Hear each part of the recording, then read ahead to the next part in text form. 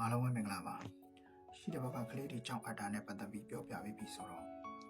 ဒီတစ်ဘက်ကစီထိုးတာအကြောင်းလေးကိုပြောပြပေးမယ်နော်ချက်ကလေးလည်းထောက်ပါတယ် immigrant visa နဲ့လာတဲ့သူတွေအတွက်ကလေးတွေပါလာတဲ့သူတွေအတွက်ပေါ့နော်ပထမဆုံးအမေရိကန်ကိုစရောက်ပြီးဆိုရင်တစ်ပတ်လောက်တော့နားပေါ့တစ်ပတ်လောက်နားပြီးတာနဲ့ကျွန်တော်စဦးဆုံးလုပ်ရမယ့်အလုပ်က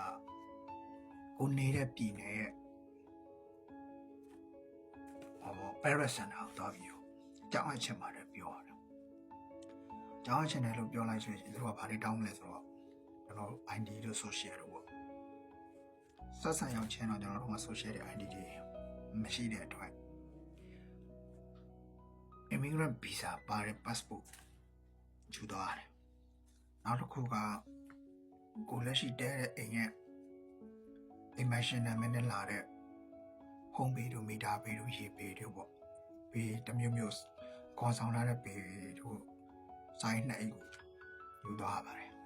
ထောက်ခံချက်အနေနဲ့ဒီအိမ်မှာနေတဲ့ဆိုတဲ့အကြောင်းပေါ့နော်ဘာလို့လဲဆိုတော့သူကဒီအိမ်နဲ့နေတဲ့အကြောင်းလေးကိုချပြီးမှာကြီးကိုအဲ့ဒါလို့တယ်ပြီးတော့ကျွန်တော်တို့ကလေးတွေကာကွယ်ဆေးထိုးဖို့ပြောပါမယ်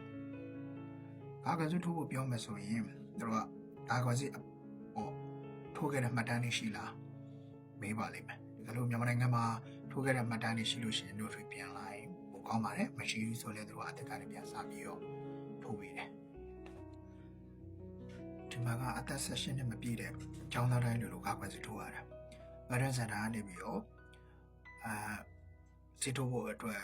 စေကန်းလိပ်စာတွေဒန်တဲ့အတွက်စေကန်းလိပ်စာတွေကိုပေးပါလိမ့်မယ်အဲ့ဒါမှကိုကကြိုတင်ပြီးတော့ appointment ယူရပါတယ်ပေါ်မှန်ကလည်းချက်ချင်းမရတဲ့အတွက် appointment date ကိုစောင့်ရတယ်နော် appointment date ကိုစောင့်ပြီးတော့ appointment date ကြားလို့ရှိရင်သွားပြီးတော့ကျွန်တော်တို့စီးကမ်းမှာဖောင်လေးဖြည့်ရတယ်။ဘာဖောင်လဲဆိုတော့ကလေးကဟိုမှာ